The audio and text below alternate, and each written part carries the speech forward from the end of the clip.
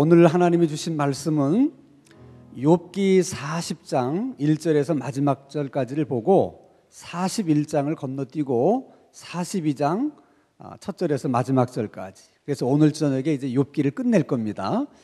자, 구약 성경 801면 욥기 40장을 먼저 제가 한 절, 여러분이 한 절 함께 교독하겠습니다.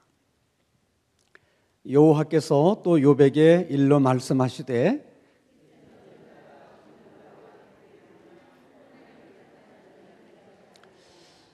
욥이 여호와께 대답하여 이르되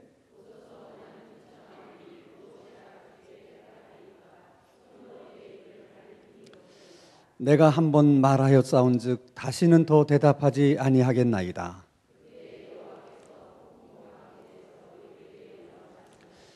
너는 대장부처럼 허리를 묶고 내가 네게 묻겠으니 네게 대답할지니라.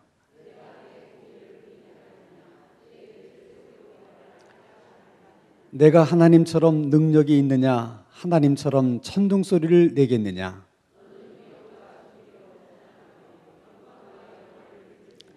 너의 넘치는 노를 비우고 교만한 자를 발견하여 모두 낮추되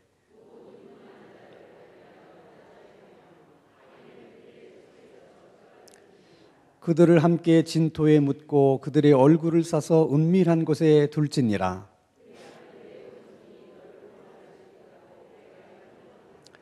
이제 소같이 풀을 먹는 베헤못을 볼지어다. 내가 너를 지은 것 같이 그것도 지었느니라. 그것이 꼬리치는 것은 백향목이 흔들리는 것 같고 그 넓적다리 힘줄은 서로 얽혀 있으며 그것은 하나님이 만드신 것 중에 으뜸이라. 그것을 지으신 이가 자기의 칼을 가져오기를 바라노라.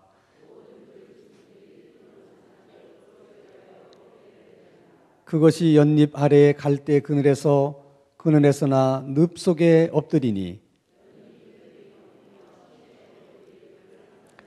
강물이 소용돌이 칠지라도 그것이 놀라지 않고 요단 강물이 쏟아져 그 입으로 들어가도 태연하니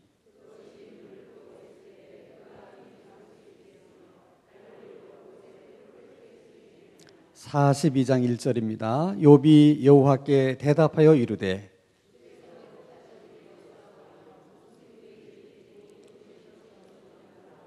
무지한 말로 이치를 가리는 자가 누구니이까? 나는 깨닫지도 못한 일을 말하였고 스스로 알 수도 없고 헤아리기도 어려운 일을 말하였나이다.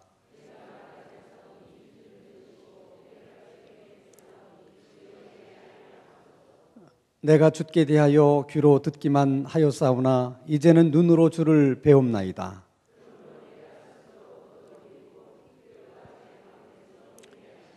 여호와께서 욥에게 이 말씀을 하신 후에 여호와께서 대만 사람 엘리바스에게 이르시되 내가 너와 네 두 친구에게 노하나니 이는 너희가 나를 가리켜 말한 것이 내 종 욥의 말과 같이 옳지 못함이니라.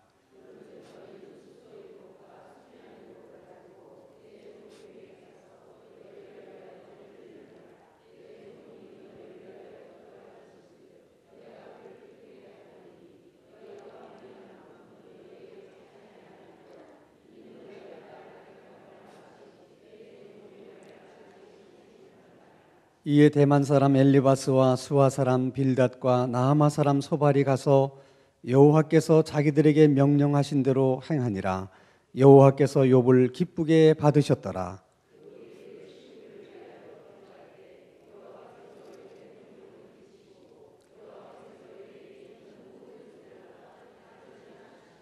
이에 그의 모든 형제와 자매와 이전에 알던 이들이 다 와서 그의 집에서 그와 함께 음식을 먹고 여호와께서 그에게 내리신 모든 재앙에 관하여 그를 위하여 슬퍼하며 위로하고 각각 캐시타 하나씩과 금고리 하나씩을 주었더라.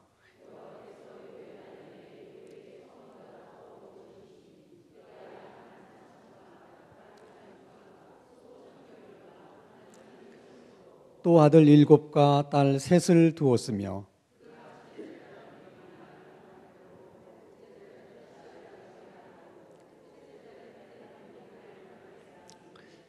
모든 땅에서 욥의 딸들처럼 아리따운 여자가 없었더라. 그들의 아버지가 그들에게 그들의 오라비들처럼 기업을 주었더라.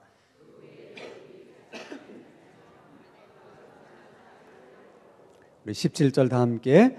욥이 늙고 나이가 차서 죽었더라. 아멘. 자, 이제 오늘 욥기의 마지막 시간입니다. 지금까지 욥기의 스토리를 다 기억하시죠? 가장 중요한 그 욥기의 테마는 왜 내가 이런 고난을 겪어야만 하는 것인가? 나는 이런 고난을 겪을 만한 죄를 지은 적이 없는 것 같은데 그런 나에게 왜 하나님이 이렇게 심한 고통을 주시는 것일까? 그 하나님께 묻고 싶고 그 하나님을 찾고 싶지만 그때마다 하나님은 얼굴을 가리우시고 나에게 침묵으로 일관하시기 때문에 내 마음이 너무 아프다. 그거예요. 그걸 가지고 지금까지 욥의 친구들과 계속 논쟁을 벌였지만은 결론이 나지 않았습니다. 그래서 하나님이 개입하셨어요. 폭풍 속에 나타나신 하나님이 욥에게 얘기합니다. 너는 대장구처럼 내 허리를 묶고 이제부터 하나님이 너에게 묻는 질문에 대해서 답하라. 그것을 통해서 욥이 얼마나 잘못 생각하고 있는가 하는 것을 깨닫게 해주시려고 하나님이 그렇게 하신 것입니다. 그리고는 70가지의 문제를 계속 하나님이 말씀을 하세요. 다 지난 시간에 우리가 들은 것들이죠. 그 70가지 질문에 대해서 욥이 한 가지도 대답하지를 못합니다. 그러자 이제 하나님께서 욥에게 다시 이렇게 말씀을 하십니다. 그것이 욥기 40장 2절 말씀이에요. 우리 다시 한번 욥기 40장 2절을 같이 읽겠습니다. 시작.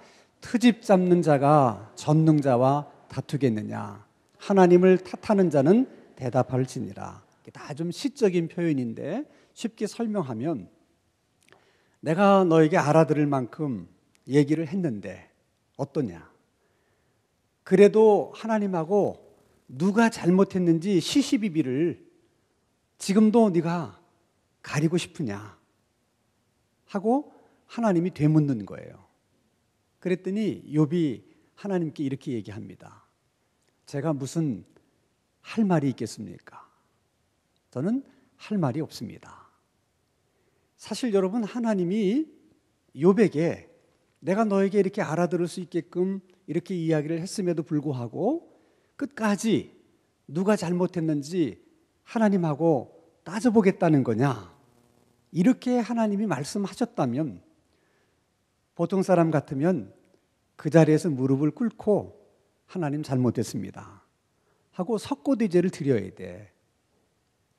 그런데 욥이 그렇게 말하지 않고 하나님, 제가 무슨 말을 할 수 있겠습니까? 저는 아무 할 말이 없습니다. 그 얘기인 뜻은 내가 하나님께서 나에게 70가지 질문을 던지셨는데 나는 한 가지도 답변을 못했습니다. 그런 내가 뭘 하나님에게 더 말씀할 수 있겠습니까? 하는 뜻이에요. 그러니까 그 어감은 하나님의 말씀에 대해서 수긍하고 하나님 제가 잘못했군요. 잘못 제가 생각했군요. 제 어리석음을 용서해 주세요. 그런 게 아니에요. 왜 하나님께서 그렇게 폭풍 가운데 나타나셔서 욥이 알아들을 수 있도록 70가지의 질문을 계속 던졌음에도 불구하고 욥이 잘못했습니다 그렇게 말하지 않고 제가 무슨 더 할 말이 있겠습니까? 왜 그런 식으로 하나님 앞에 반응했을까? 지금까지 욥은 정말 나는 이런 고난을 당할 만한 잘못을 범한 적이 없는데 그런 나에게 왜 하나님이 이런 고통을 주시는지 이유라도 하나님이 말씀을 해주시면 자기가 그냥 고통을 다 겪겠다는 거예요. 근데 하나님이 아무 말씀도 하지 않으면서 어떻게 그럴 수 있느냐? 이것이 욥에게 마음의 상처가 된 거예요. 이게 오랜 시간 그 고난과 고통을 겪으면서 그 상처가 더 커지고 깊어지는 거예요. 그러니 어떻게 하나님의 그 말씀에 쉽게 제가 잘못했습니다, 제가 어리석었군요, 이렇게 시인할 수가 있겠습니까? 그렇게 못하는 거예요. 그 상처 때문에. 또 한 가지 이유는 지금 욥이 계속 하나님 앞에 질문하는 것은 내가 이런 고난을 당할 만한 잘못한 일이 나는 없는 것처럼 생각이 드는데, 그런데 왜 하나님 나에게 이런 고난을 주십니까? 하는 질문이거든요. 그러면 하나님도 그 부분에 대해서 답변을 하셔야 되는데, 욥이 들어보니까 뭐 70가지 질문을 던지셨는데 다 뭐 하늘이 어떻고 저쩌고 뭐 땅의 짐승이 어떻고 저떻고 다 그런 얘기거든요. 그게 욥이 던진 질문하고 무슨 연관이 있습니까? 적어도 욥이 생각할 때는 왜 하나님이 내 질문에 대해서 이렇다 저렇다 말씀하지 않으시고 뭐 이상한 하늘이 어떻고 뭐 땅이 어떻고 왜 이런 얘기를 하시는가? 이것은 마치 하나님께서 내 질문에 대해서 답변하기가 곤란하니까 이렇게 하나님이 피해 가시려고 하는 것이 아닌가. 욥이 아마도 그렇게 생각을 했던 것 같아요. 그래서 하나님이 그렇게 말씀하시는데도 잘못했습니다 하는 얘기를 안 해요. 할 말이 없습니다. 뭐 하나님 질문에 제가 한마디도 답변을 하지 못한 내가 뭘 하나님에게 더 이러쿵저러쿵 얘기하겠습니까? 하지만 그 본심은 긍정하거나 하나님의 지적을 수용하는 게 아니에요. 하나님이 그걸 아셨을까요? 모르셨을까요? 아십니다. 그래서 다시 한번 하나님이 폭풍 가운데 나타나셔서 욥에게 다시 한번 얘기합니다. 너는 대장부처럼 허리를 묶고 이제 하나님이 하시는 말씀을 똑똑히 듣고 너는 대답할지니라. 그리고는 하나님이 말씀을 하시는데 이번에도 아주 이상하게 말씀을 하세요. 그 첫 번째 말씀이 욥기 40장 15절입니다. 같이 읽겠습니다. 시작. 이제 소같이 풀을 먹는 베헤못을 볼지어다. 내가 너를 지은 것 같이 그것도 지었느리라. 동물 이름이죠. 이름이 뭐예요? 동물 이름이 베헤못. 그래서 이 베헤못이라는 동물이 어떤 동물일까? 관심들이 많아요. 그러니까 욥이 살던 시절에는 저런 동물이 있었는데 지금은 사라진 것인지, 아니면 그 당시에는 똑같은 동물이지만 이름을 저렇게 불렀는지 모르지만 그 베헤못을 쭉 설명하는 얘기를 들어보면 오늘날의 하마와 아주 흡사해요. 그래서 아마 성경학자들은 하마 같은 종류의 동물이 아니었을까 이렇게 생각을 합니다. 또 한 가지 동물을 하나님이 언급을 하세요. 자, 욥기 41장 1절. 41장 1절 같이 한번 읽겠습니다. 시작.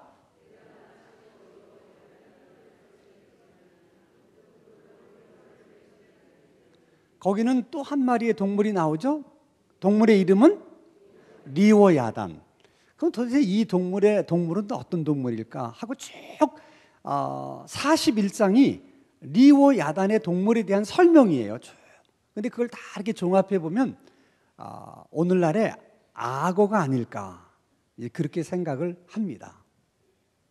자, 하마와 악어의 두 동물은 그 당시 사람들에게 있어서는 가장 두려움의 대상이었어요. 뭐 오늘 사람들이 뭐 이렇게 호랑이를 두려워하듯이 그 당시 사람들에게는 그 하마와 악어를 가장 두려워하는 동물로, 그리고 그것은 사람이 제어할 수 없는 그런 동물로 생각을 한 것입니다. 자, 그러면 하나님께서 욥에게 또 폭풍 가운데 나타나셔서 너 이제 내가 너에게 묻는 말에 너 제대로 잘 듣고 대답해라. 그러시고는 뚱뚱하게 두 동물에 대한 얘기를 하시는 거야. 또 어떤 의미에서 이 말씀을 하시는 걸까? 이유가 있어요. 지금 욥이 하나님의 말씀을 듣고도 제가 잘못했습니다, 시인하지 않고 제가 하나님 앞에 더 드릴 말씀 없습니다, 이렇게 나오니까 이제 하나님이 말씀을 하시는 거예요. 네가 끝까지 나하고 누가 잘못했는지, 응?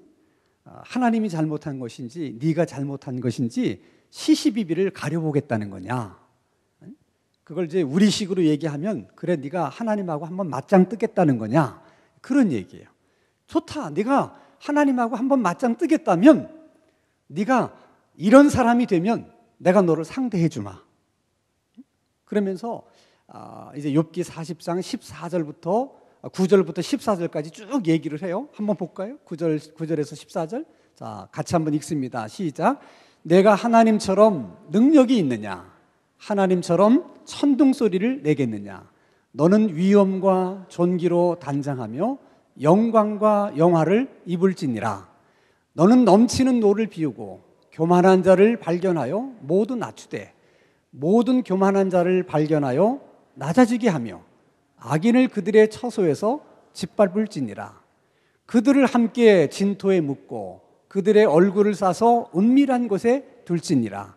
그리하면 네 오른손이 너를 구원할 수 있다고 내가 인정하리라. 한마디로 얘기하면 네가 하나님하고 끝까지 시시비비를 가리겠다면 너도 나처럼 영광의 옷을 입고 악인들을 심판하고 교만한 자를 낮추고 네가 정말 그럴 수 있다면 내가 너와 상대해 주마 하는 거예요. 하나? 그 다음에 동물 둘을 이야기하면서 이렇게 얘기하는 겁니다. 너희들이 두려운 동물이라고 여겨서 접근조차 하지 못하는 그 두려운 동물을 도대체 누가 만들었느냐? 하나님이 만들었다는 거예요. 그러면 하나님이 만든 동물을 두려워하는 너희가, 네가 그 동물을 만드신 하나님은 두려워하지 않고 하나님에게 이렇게 끝까지 해봅시다, 이렇게 막 대하는 게 그게 말이 되냐? 하나님이 만든 그 두 동물 하나도 제대로 다루지 못하면서 하나님하고 뭘 어떻게 해보겠다는 거냐? 라는 얘기예요. 이 말을 듣고 욥이 깨집니다. 듣고 보니까 그래요, 안 그래요? 그런 거예요. 여러분은 안 그런 것 같아. 욥은 그랬어요. 욥은 듣고 보니까 욥이 그런 거야. 그래서 이제 욥이 회개를 해요. 회개를. 그것이 욥기 42장 2절, 3절, 6절인데 2절을 먼저 보겠습니다. 2절 시작. 주께서는 못하실 일이 없사오며 무슨 계획이든지 못 이루실 것이 없는 줄 아오니. 한마디로 말하면 네, 정말 하나님은 전능하신 하나님이십니다 하고 하나님을 고백하는 거죠. 여기서 중요한 회개의 원칙이 있어요. 그러니까 진정한 회개로 들어가려고 하면 내가 잘못했다고 하는 내 잘못에만 집착을 하면 안 돼요. 하나님을 믿는 사람들의 회개라고 하는 것은 내가 뭘 잘못했다고 하는 내 행위에 초점을 맞추는 게 아니에요. 그 이전에 하나님에게 초점을 맞춰야 돼. 하나님을 하나님으로 인정할 수 있어야, 하나님을 하나님으로 인정해야만 진정한 회개가 일어날 수 있는 거예요. 그러니까 항상 우리가 회개할 땐 뭐부터 생각하자고요? 하나님이 어떤 분인가? 그걸 생각하셔야 돼요. 그걸 많이 묵상하셔야 돼. 내가 잘못한 행위 그 자체를 너무 집중해서 생각하지 말고 먼저 하나님을 생각해. 하나님. 그 전능하신 하나님 앞에서 내가 한 행위를 보니까 이게 정말 잘못했구나 하는 것을 깨닫게 되는 거예요. 응? 내가 잘못한 거 이웃집 아저씨를 보면 나는 별로 잘못한 거 아니야. 응? 또 옆집 동네 어떤 분을 보면 나는 그렇게 크게 잘못한 거 아니야. 그러면 회개할 수 있어요, 없어요? 안 되는 거야. 누구 앞에서? 하나님 앞에서. 다른 사람들은 다 괜찮다고 얘기해요. 뭐 그런 걸 가지고 그러냐고. 그런데 하나님 앞에서는 내가 그럴 수 없는 거야. 그래서 회개가 되는 거예요. 하나님을 하나님됨을 인정해야 돼. 욥이 회개가 거기서부터 시작되는 거예요. 그 하나님의 전능하심을 다시 한번 욥이 깨닫게 된 거예요. 그리고는 자기가 뭘 잘못했는지를 구체적으로 하나님에게 얘기를 해요. 그게 회개야. 하나님 앞에 회개할 때는 내가 뭘 잘못했는지 하나님 앞에 그거를 아주 구체적으로 얘기를 해야 돼. 얘기를 3절에 욥이 이렇게 얘기합니다.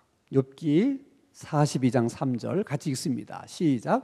무지한 말로 이치를 가리는 자가 누구니까? 나는 깨닫지도 못한 일을 말하였고 스스로 알 수도 없고 헤아리기도 어려운 일을 말하였느니라. 이것도 다 이제 시적으로 표현한 건데 우리식으로 얘기하면 하나님 제가 너무 멍청해가지고 제가 무슨 말을 해야 될지를 모르면서 주제넘게 아는 척하면서 이런 얘기 저런 얘기 막 했는데 지금 와서 생각해 보니 내가 하지 못할 말을 내가 했습니다. 누구한테? 하나님 앞에. 이런 말은 하나님에게 해서는 안 되는 말인데 내가 너무 무지해서 그래서 내가 이렇게 하나님 앞에 얘기를 했습니다. 잘못했습니다. 자, 고백한 후에는 반드시 회개에는 고백을 뒷받침을 할 만한 행위가 반드시 따라야 돼요. 그래야 회개가 이루어지는 거야. 그냥 잘못했습니다라고 하는 말로 끝나는 것이 아니라 그 회개를 자기가 잘못했다고 고백한 것을 입증할 만한 행위를 해야 돼. 그게 욥기 42장 6절이에요. 같이 읽습니다. 시작. 그러므로 내가 스스로 거두어 드리고 티끌과 제 가운데서 회개하나이다. 는 구체적인 회개를 합니다. 구체적인 회개를 해요. 자, 여러분 지금까지 우리가 욥기를 쭉 공부를 했습니다. 어떻게 보면 욥은 애매한 고난을 정말 겪은 사람인 것처럼 보이는데 그게 무의미한 고난은 아니었고 그 고난을 통해서 욥이 많은 축복을 얻어요. 근데 그 축복 가운데 오늘 여기서 욥이 고백을 하는 거야. 그러니까 욥기서에서 나타난 그 엄청난 고난 속에서 욥이 얻은 가장 큰 축복이 뭐냐? 하나님을 다시 알게 된 거예요. 예전에 알지 못했던 하나님을 새롭게 알게 된 거예요. 이것이 욥이 얻은 가장 큰 축복이에요. 지금 욥이 하는 것처럼 그런 하나님인 것을 욥이 진작에 알았더라면 욥이 지금까지 그 어려운 고통을 그렇게 오랜 시간 받지 않았어도 되는 거예요. 그 하나님, 지금 깨달은 그 하나님을 욥이 진작에 깨달았다면 고통도 이미 벌써 오래전에 끝날 수 있었다는 거예요. 자, 여러분 보세요. 지금 욥이 당하는 고난은 하나님과 마귀와의 내기 때문에 생긴 거거든요. 그러니 하나님의 입장에서는 자기가 그처럼 자랑스럽게 여기고 사랑하는 욥이 그 고통 중에 있는 모습을 보면서 하나님 마음이 편하셨겠어요?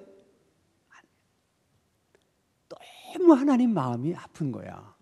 그러니까 하나님 입장에서는 이 게임이 빨리 끝내기를 원하시는 거야. 빨리 끝냈으면 좋겠다. 왜? 사랑하는 욥이 더 이상 고통받지 않도록 하기 위해서.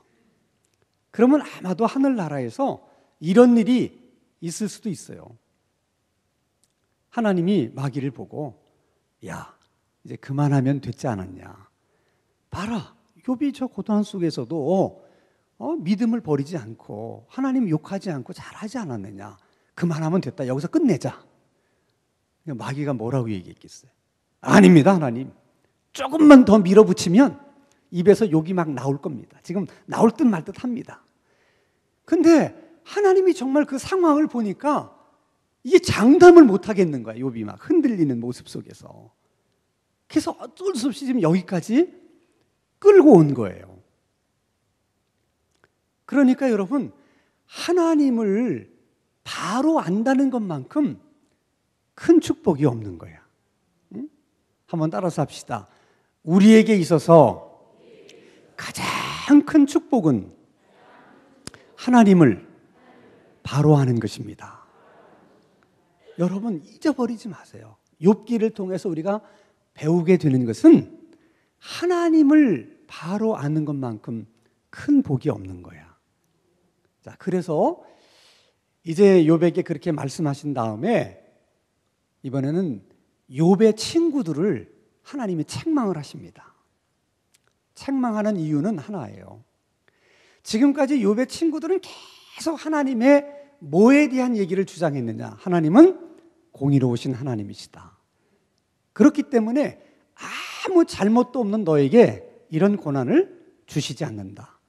만약 네가 아무 잘못도 없는데 너에게 하나님이 그런 고난을 주셨다면 그 하나님은 공의로운 하나님이 아니다. 그렇기 때문에 너에게 죄가 있는 것이 분명하다. 자, 여러분, 욥의 친구들이 하나님은 공의로우신 하나님이고 공의로 세상을 다스리는 하나님이시다. 틀려요, 맞아요? 금방 욥을 책망했다니까 대답하기가 굉장히 자, 공의로우신 하나님이라고 주장했던 욥의 친구들의 그 주장이 틀려요, 맞아요? 맞아요. 문제는 그 욥의 친구들은 하나님을 그냥 공의로운 하나님이라고만 주장했다고 하는 것이 문제가 되는 거야. 왜냐하면 하나님은 그런 하나님과 동시에 또 사랑의 하나님이고 모든 것을 공의로 다스리는 하나님이시지만은 또 그렇지 않은 특별한 그런 방법으로 또 세상을 다스리시는 하나님이세요. 근데 한쪽으로만 하나님은 이런 하나님이다 하고 그것만 계속 고집하면 결국은 하나님을 하나님으로 제대로 하나님을 소개하는 게 아니에요. 그러면 어제 우리 수요일 저녁에 생각한 것처럼 이스라엘 백성들이 금송아지 만들어 놓고 이 하나님이 너희를 애굽에서 이곳으로 인도해 내신 하나님이다. 그렇게 말한 거하고 똑같아. 하나님이 싫어하는 것 중에 가장 싫어하는 것이 그거라고 말씀을 드렸잖아요. 그러니까 지금 욥의 친구들은 하나님을 금송아지로 만든 거하고 똑같은 거예요. 그래서 오늘 본문에 보니까 하나님이 분노하셨다고 얘기합니다. 진노하셨다는 거예요. 그러면서 이렇게 얘기합니다. 그것은 죄다.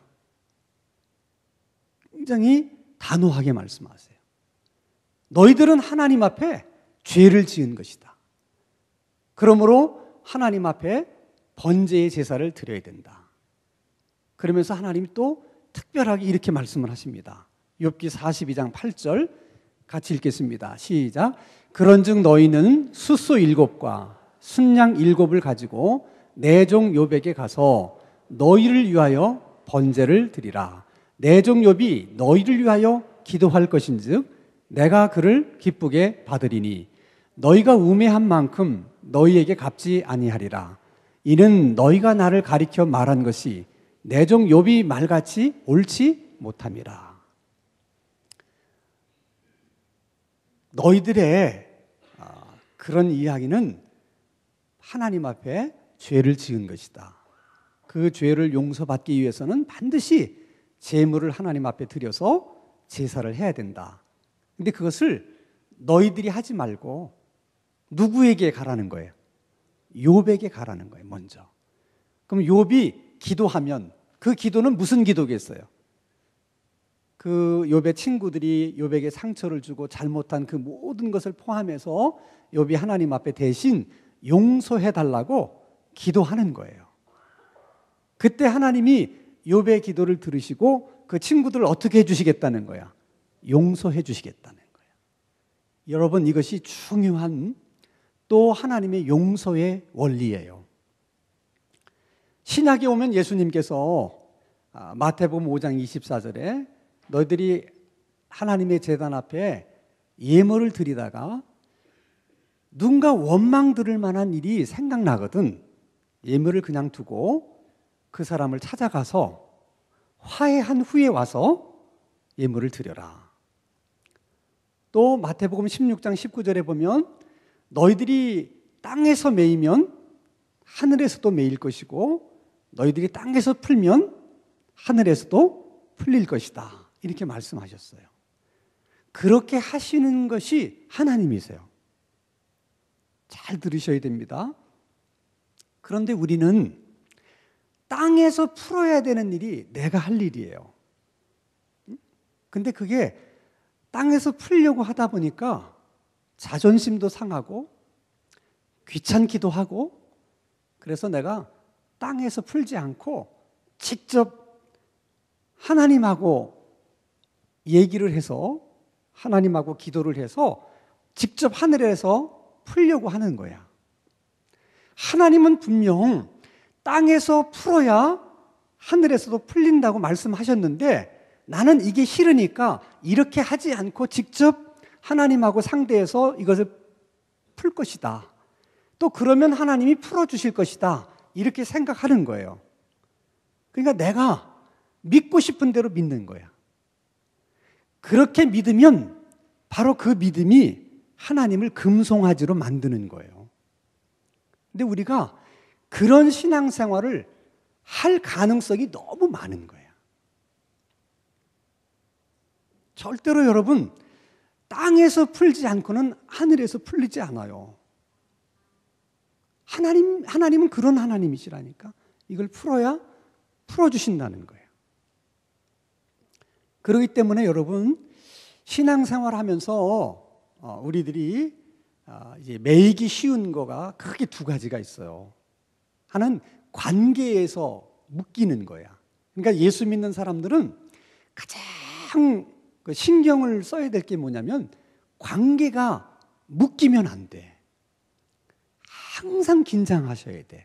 그걸 한번 묶이면 그게 풀기가 그렇게 어려운 거야. 그걸 마귀가 알아요. 그러니까 마귀가 여러분들의 신앙생활을 묶으려고 그러면 뭘 묶으면 될 것 같아? 여러분들의 관계를 묶게 만드는 거야. 다 그것이 가장 큰 시험이야. 그걸로 묶으면 다 묶이는 거예요. 신앙이. 또 하나는 기도를 묶어요. 기도를. 사탄의 가장 큰 전략입니다. 그냥 기도하지 않고 살아도 아무 문제가 없다. 기도하지 않고 살아도 다 잘 살 수 있다. 뭘 기도하냐? 해서 기도를 묶는 거야. 이 두 가지를 여러분 가장 우리가 경계하셔야 돼. 모든 신앙인들이 예수 잘 믿다가 어디서 넘어지느냐, 어디서 문제가 생기느냐 그러면 딱 두 가지야. 관계와 기도야. 그러니까 여러분 결심을 하셔야 돼. 내가 신앙생활을 하며 살겠다 그러면 내가 주님 오시는 날까지 죽는 날까지 나는 기도하면서 산다. 응? 나는 기도하면서 살 것이다. 이거를 아주 굳게 다짐하고 결심하셔야 돼. 응? 여러분들이 어떤 일이 있어도 다른 사람이 다 기도하지 않는다 하더라도 나와 내 집은 기도하며 살겠다. 그런 마음을 가지셔야 돼. 그리고 관계에 묶이지 않도록 조심하시고 관계에 묶이면 풀어야 돼. 가서 풀어야 돼요. 어쨌든 여러분 우리가 하나님을 바로 믿는다는 게 이렇게 중요한 일이야. 요즘도 가끔 죽었다가 깨난 사람들 가운데 뭐 지옥과 천국을 다녀왔다고 하는 분들이 많이 있어요.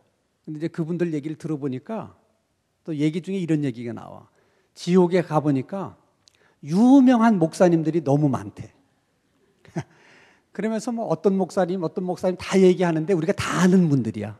다 지옥에 있대. 나는 그분들 얘기를 다 뭐 믿거나 신뢰하는 것은 아니지만은 그러나 목사들이 지옥에 갈 수 있는 가능성은 많다고 생각해요. 그것은 목사님들이 평신도들보다 뭐 윤리적으로나 도덕적으로 무슨 죄를 많이 져서 목사님들이 지옥에 가는 게 아니에요. 하나님을 소개하고 또 하나님에 대해서 말씀하시는 목사님들이 잘못하면 욥의 친구들처럼 될 수 있는 가능성이 목사님들에게 너무 많은 거야. 하나님이 공의로우신 하나님이지만 평생 공의로우신 하나님만 얘기하면 그 목사님은 욥의 친구들하고 똑같은 사람이 되는 거예요. 하나님이 그러잖아요. 그건 죄라고. 평생 목회를 하는데 하나님 앞에 죄 짓는 목회만 한 거야. 하나님이 우리를 축복하세요. 틀린 말이 아니에요. 그런데 마치 축복을 물질의 축복만 축복이라고 말하고 하나님이 주시는 고난은 축복이라고 말하지 않고 그것은 마치 저주인 것처럼 이야기하면 그럼 또 하나님을 뭘로 만드는 거야? 금송아지로 만드는 거예요. 그런데 성도들이 그런 얘기만 듣고 싶어 하면 목사님들이 그런 데서 갈등이 생길 수 있고 그런 것 때문에 시험에 들 수 있는 거예요. 하나님의 은혜, 맞는 얘기예요. 은혜로운 하나님이에요. 그러나 또 한면은 하나님은 심판하시는 하나님이에요. 근데 평생 심판에 대한 얘기는 하나도 안 하고 매일 은혜만 얘기한다. 아니 그 은혜를 얘기하는 게 뭐가 잘못돼서요? 하나님이 은혜로우신 하나님인데. 근데 그렇게 하면 또 그분도 뭐야? 욥의 친구들처럼 하나님을 금송아지로 만드는 거예요. 목사님들이 그럴 가능성이 많기 때문에 목사님들이 지옥에 많다. 난 동의한다니까. 정말 그럴 수 있는 가능성이 있어요. 실제로. 그래서 이게 얼마나 조심스러운 문제인가 하는 거예요. 자, 그러면 여러분 보세요. 욥의 친구들을 욥에게 보냅니다. 하나님이. 그때 이제 욥이 그들을 위해 기도해요. 그러면서 욥이 모든 것이 이제 회복이 되는데, 자, 그 회복되는 시점이 언제인가를 여러분 주목하셔야 돼. 욥이 모든 것이 다시 회복이 되는데 그 회복되는 타이밍이 언제냐? 욥기 42장 10절 말씀 같이 읽겠습니다. 시작. 욥이 그의 친구들을 위하여 기도할 때, 거기다 밑줄을 그으셔야 돼. 기도할 때. 기도할 때라는 말은 그들을 용서할 때 그 말이에요. 용서할 때 여호와께서 욥의 곤경을 돌이키시고 여호와께서 욥에게 이전 모든 소유보다 어떻게 갑절을 주셨다. 자, 욥의 친구들이 욥을 찾아와서 잘못했다. 내가 잘 알지 못하면서 너에게 너무나 큰 상처를 줬다. 얘기를 해요. 그리고 용서를 비는 거죠. 자, 그러면 그 다음에는 풀고 닫는 것이 누구의 손에 넘어왔느냐? 욥의 손에 넘어온 거야. 그때 욥이 용서를 해주면 푸는 것이고 용서를 안 해주면 그러면 욥이 묶이는 거야.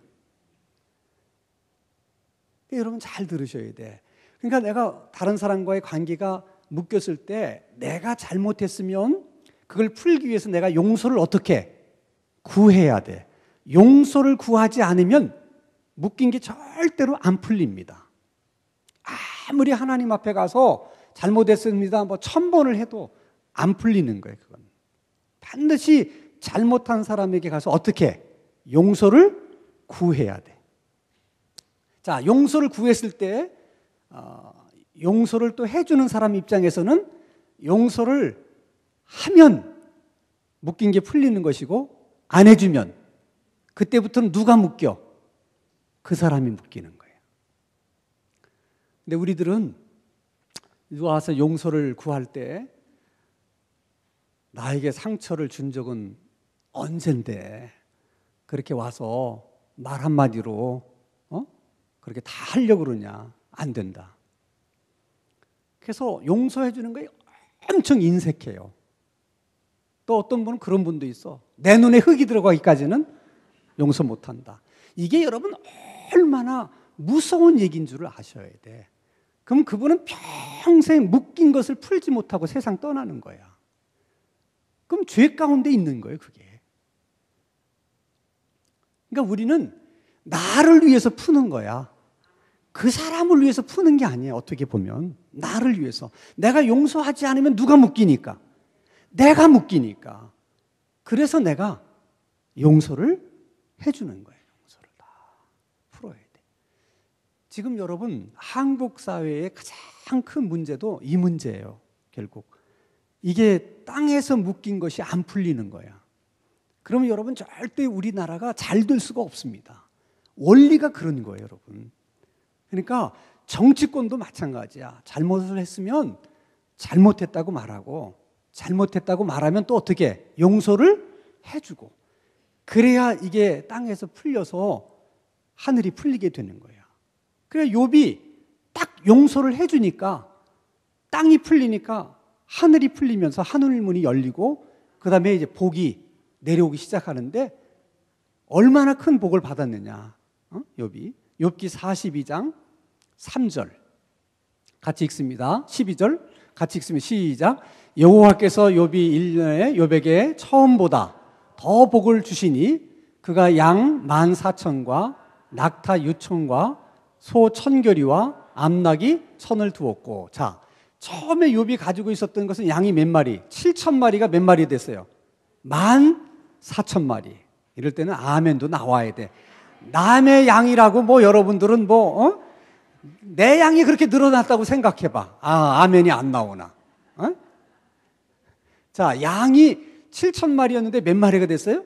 14,000마리.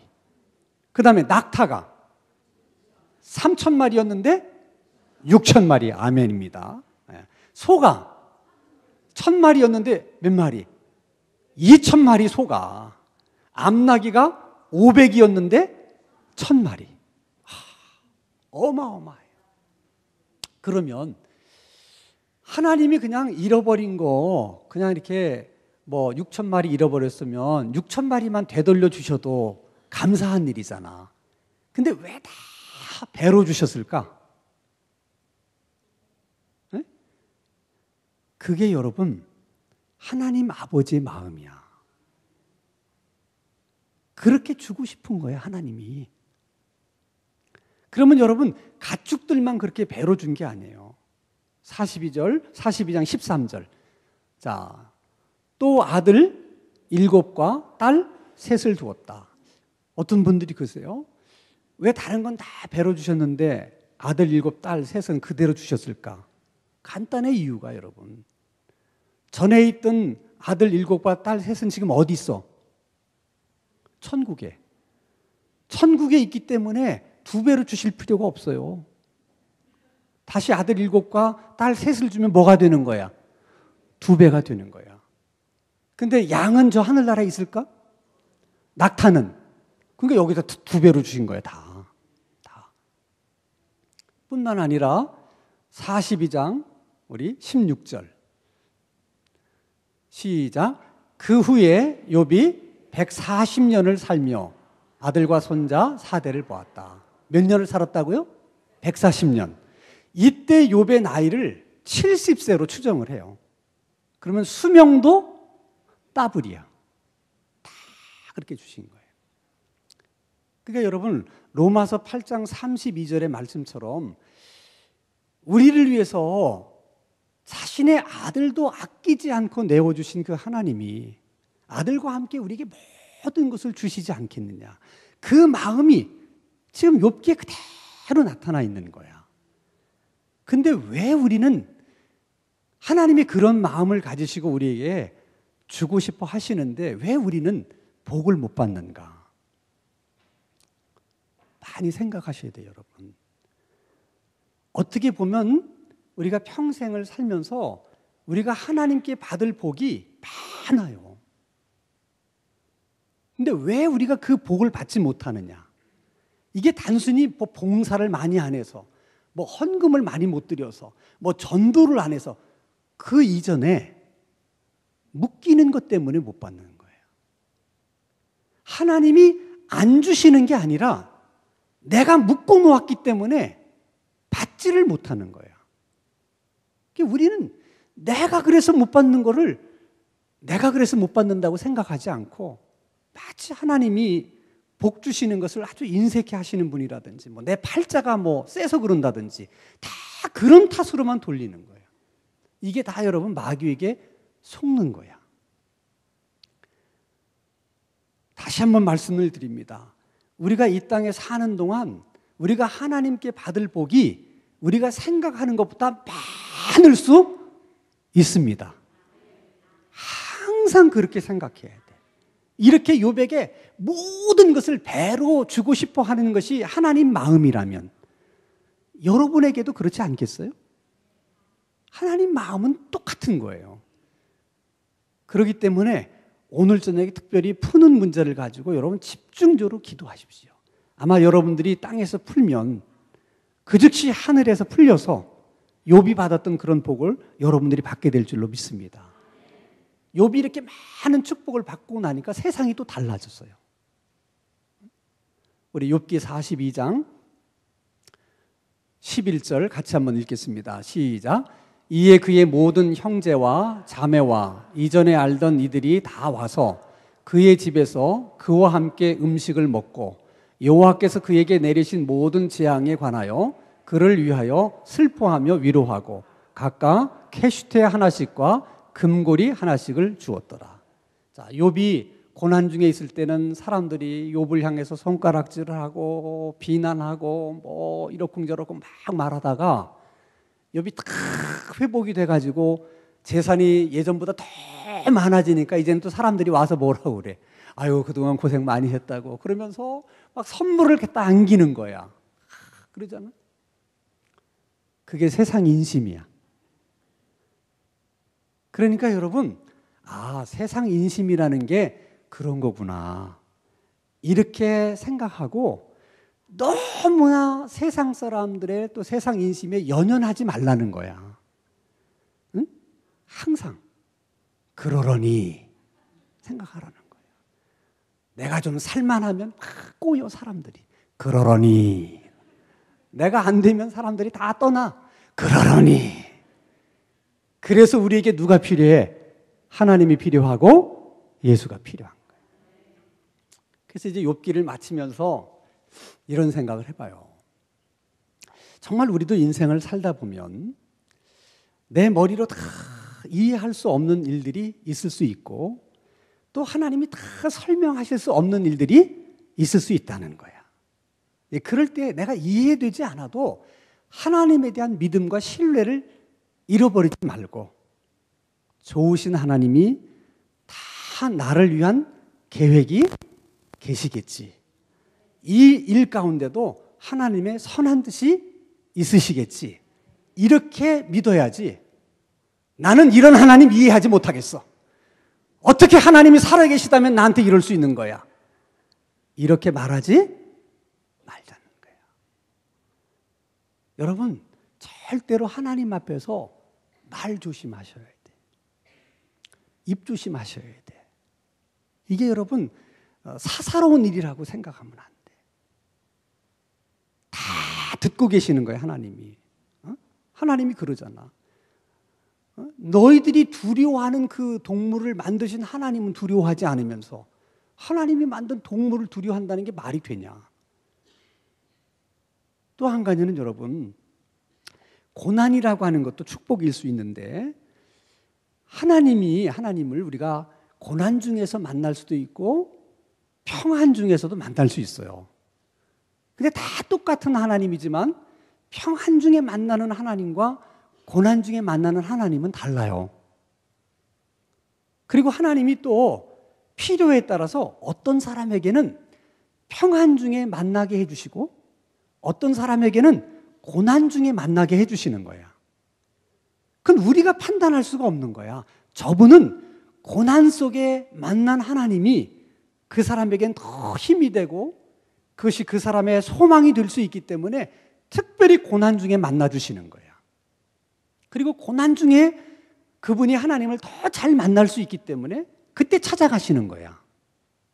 그런가 하면 어떤 사람은 평안 중에 있을 때 하나님을 더 잘 만날 수 있고 또 그 평안 중에 만난 하나님을 기뻐하고 감사할 수 있기 때문에 또 그런 사람에게는 평안 중에 찾아가시는 거예요. 하나님이 다 사람의 필요에 따라 그렇게 만나주시는 거야.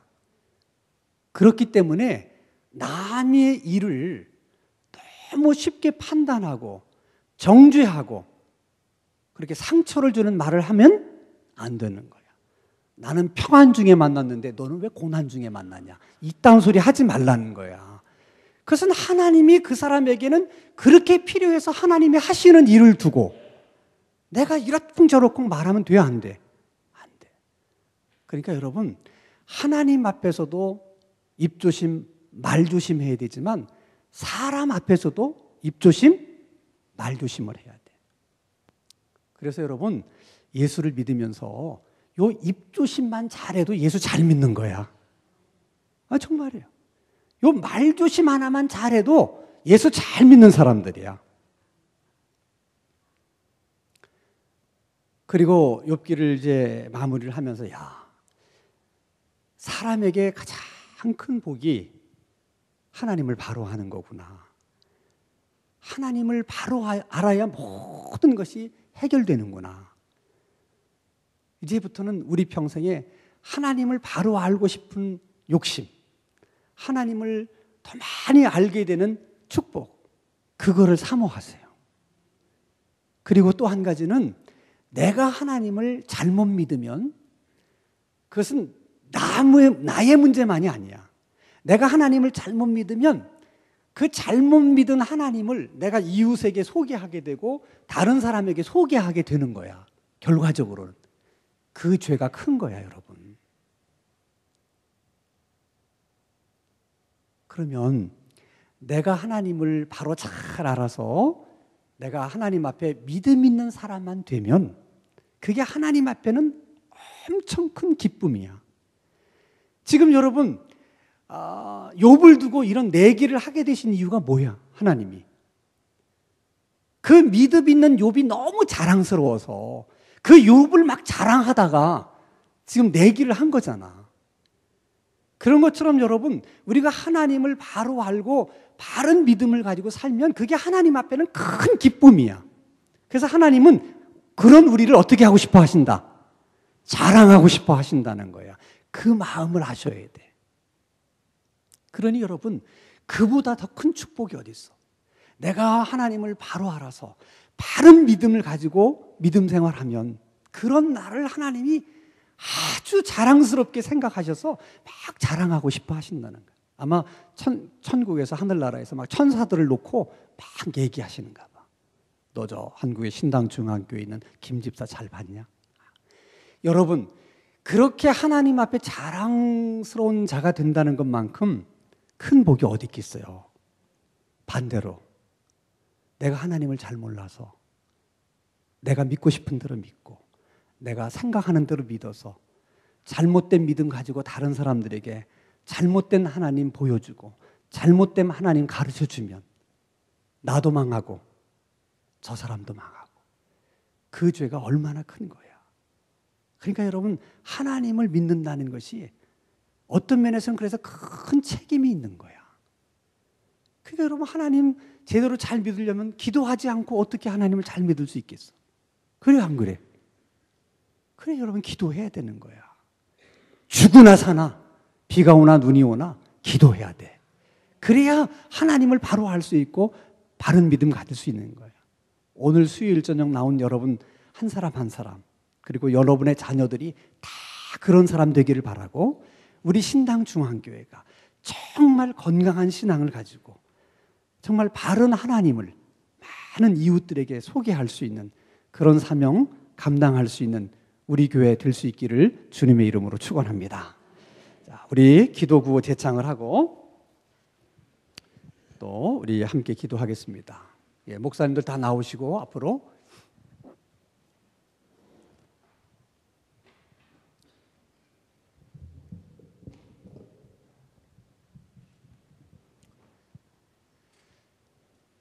자, 기도 구호를 제창할 때는 아랫배에서 이렇게 소리가 올라와야 돼. 응? 구호를 제창하는 것은 지금부터 이제 하나님 앞에 기도할 수 있도록 우리 몸을 준비하는 거야. 그러니까 목소리에서 기도는 이렇게 하지 말고 여기서 이렇게 끌어올라와야 돼. 끌어와서 그 마음으로 하나님 앞에 기도해. 자, 기도는 기도 시간이 없으면 기도 시간이 없으면 기도는 우리가 기도하면 아멘, 아멘, 아멘.